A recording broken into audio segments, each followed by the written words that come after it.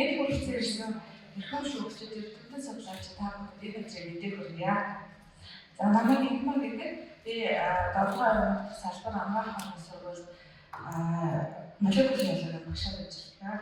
За өнөөдрөөс ихэд бол Дорноо аймгийн Унтны усны батарын агуулгыг танилцуулахаар ирлээ.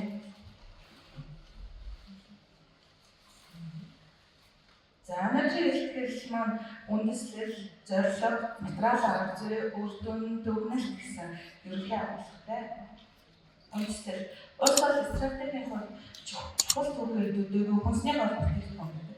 Нэгдсэн үндэсний байгууллагаас гаргасан тогтвортой хөгжлийн 17 зорилго Монгол улсын алсын хараа 2050 тусгасны дагуу Монгол улсын засгийн газар засаг захиргааны нэгжид хүн амын баталгаа тусаар хангах зорилтыг төвшүүлэн Унтны усны чанар аюулгүй байдлыг хангах ажиллаж байдаг. За тэр дундаа гоён бүс бол Унтны усны хувьд анхаарал татсан бүс байдаг. Бөгөөд гоён бүсэд Унтны усны зорилтоор хэрэглэж болох бүс нь Дорноо аймгийн хувьд бол газрын гүн ус бөгөөд ихэнх бүснүүдэд эрдэсчлийн зэрэг маш өндөр байдаг. За Унтны усны эрдэсчлийн түвшин нь хүний эрүүл мэндэд төрөл бүрийн нөлөөлөл үзүүлэх ба тохиромжтой түвшний эрдэс нь биеийн эрүүл мэндэд сайн нөлөөтэй байдаг гэж үзэж байна.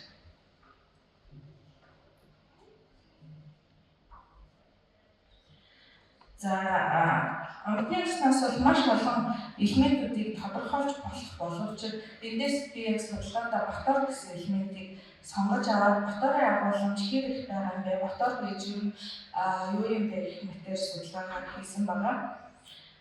За ботор бол өөрөө хөрсөнд маш ихээр элбэг байдаг. Гадаргын болон гүний цэнгэг давстай гэх мэтийн усны их усруудад төрөл бүрийн хоол хүнс маш их байх бөгөөд агарын тохиолдол ихтэй газруудад ихээр тодорхойлогдно гэсэн судалгааны үр дүн байдаг.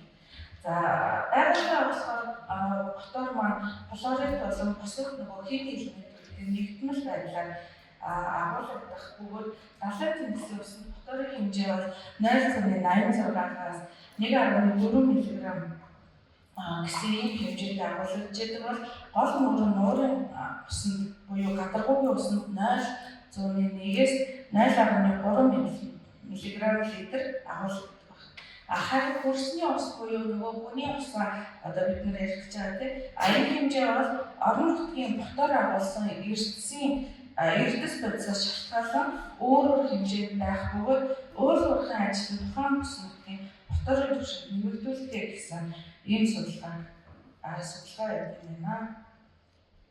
За Монгол улсад бол усны чанар Унтны усанд боторын яам тодорхойлох МНС 6272/2011 стандартын дагуу Унтны усанд боторын агуулмж 0.7-аас 1.5 мг/литр байвал хэвийн гэж үзэх бөгөөд ихэнх улс орнуудын хувьд энэ хэмжээ 0.5-аас 125 мг/литр байх нь тохирно гэж үзээд Унтны усны боторын агуулмж хэрвээ бага байх юм бол агуулмжийг нэмэгдүүлэх харин боторын агуулмж хэд их байх юм бол агуулмжийг бууруулж Унтны усанд хэрэглэдэг юм туршлагатай байна. За ботор хүний бид зайлшгүй шаардлагатай микроэлемент. Хүний нийт боторын 99% шүд болон ясанд байдаг. Ботор хүний биеийн яс шүдний эрсцэн солилцоонд оролцдог тэдгээрийн хатуулаг батбог чанарыг тодорхойлдог. За мөн йодод антигенез үйлчлэлтэй учраас дотоод шүүрлийн булчирхай, зүрхний булчин, биологийн идэвх зарим үйл ажиллагаануудад оролцдог биологийн идэвх зарим юм бодисуудад чухал үүрэгтэй хэрэг байдаг байна. Хүн хэрэгцээ доторынхоо 60-аас 70% Унтны усаараа дамжуулан авах бөгөөд өдөрт авсан боторын ихэнх хэсэг нь ходоодон шингэж яс шүдэнд хадгалагдах бөгөөд харин шингээгүй үлдсэн ботор нь шээсээр дүүрдэг.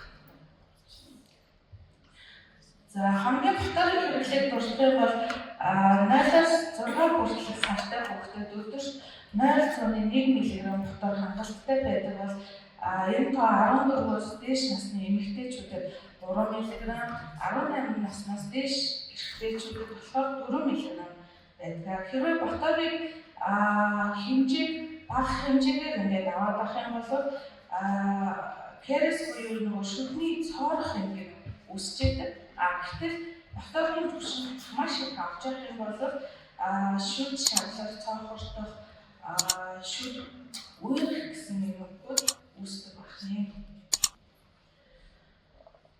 За судалгаа маань ерөөсөө ямар зорилготой юм бэ гэхээр Дорногов аймгийн Унтандаа хэрэгжилж байгаа усны боторын агуулгамж ерөөсөө тохирох түвшинд байгаа мó юу гэдгийг л тодорхойлох зорилгоор хийсэн байгаа. За энэ судалгаа бол баримтын судалгаа. За энэ баримтын судалгаанд гол баримт болохоор би 2022 онд хийгдсэн Дорногов аймгийн Чамдан нэлж үзэд компани, Дорногов аймгийн засаг газрын тамгын газрын захиалгаар хийгдсэн суурь судалгаа, усны чанарын суурь судалгаа болон бусад тоон баримт мэдээллийг авсан. За судалгааны үр дүн гэсээр танилцуулъя. За Дорногов аймгийн 14 сумын нутаг дэвсгэрт орших бүний хурдгийн 63 сорьцын боторын агуулгамжид дүн шинжилгээ хийсэн байгаа. За энэ ч болохоор ус цэгүүдээс авсан нөгөө цэгүүдийн байршлан 14 сумын байршлан хийж байгаа.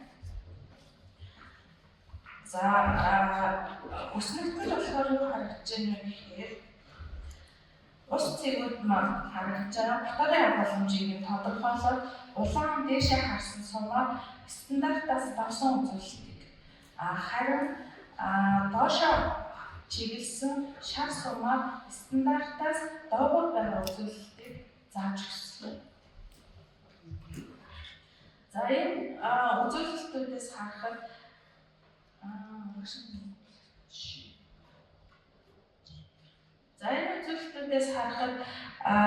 боторын агуулгамж хамгийн өндөртэй ус бол Дорногов аймгийн Дэлгэрэг суманд байрлах энэ хотгууд байсан. За харин хамгийн бага боторын агуулгамжтай гэж нэрлэгдээд байгаа газар бол энэ Хайман манлын бомтын хотгийн ус нь бас боторын агуулгамж стандарт түвшнээс хамгийн бага түвшинтэй тодорхойлогдсон байна. За боторын агуулгамжийг график дээр харах юм бол энэ дөрвөлжин дотор болохоор стандарт хангасан хотгуудын ус харагдаж байгаа. Доотлын дээшгээ багнах болохоор юу юм бэ гэхээр 0-аас 5 хүртэл хэдэн миллиграмм бэ гэдэг агуулгамжийг доотлолт нь болохоор хотгуудаа бий болохоор 63 ийм нөгөө ус цэцэг байгаа учраас 1-ээс 70 хүртэл дугаарлаад 1-ээс 63 хүртэл дугаарлаад ингэж авч үзье. За ингээд аваад үзэхэд 0.5-аас 1.5 буюу стандартыг хангаж байгаа түвшний хотгууд бол энд харагдаж байгаа. Энэ бол үндсэндээ 20 хотод байсан. Гэтэл стандартаас доогуур түвшинд буюу боторын агуулгамж багтай буюу агуулсан хэсэг нь агуулгамж ихтэй, ботор ихтэй гэсэн. За цэглэл шугамаар болохоор юу юм бэ гэхээр ерөнхий дундаж үзүүлэлтийг харуулсан. За энэ дундаж үзүүлэлтээс харахад Дорногов аймгийн унтны усанд ерөөсөө боторын агуулгамж 2-оос 2.5 мг дундаж байна гэдг нь харагдаж байна.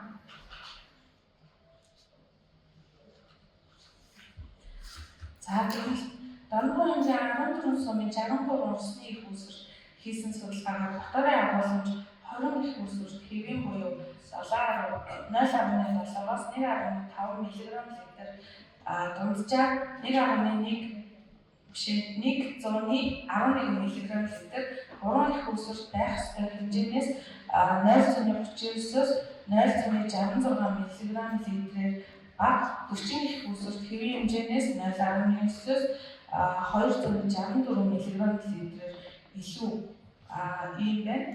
За ерөнхий нийт дундаж гэсэн тоо бол 226 мг литр байгаа. Хүний шүд яс дотоод шүүлийн хэмжээгээр нөлөөлөх магадaltaй байна. За ийм учраас мотортой усыг бол цэвэрлэх тохиромжтой аргыг сонгож хэрэглэх зүйтэй.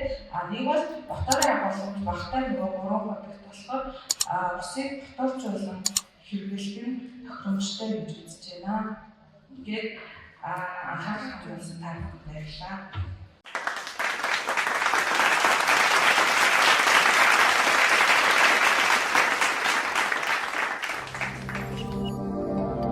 Green Chemistry химийн хөгжлийг Монгол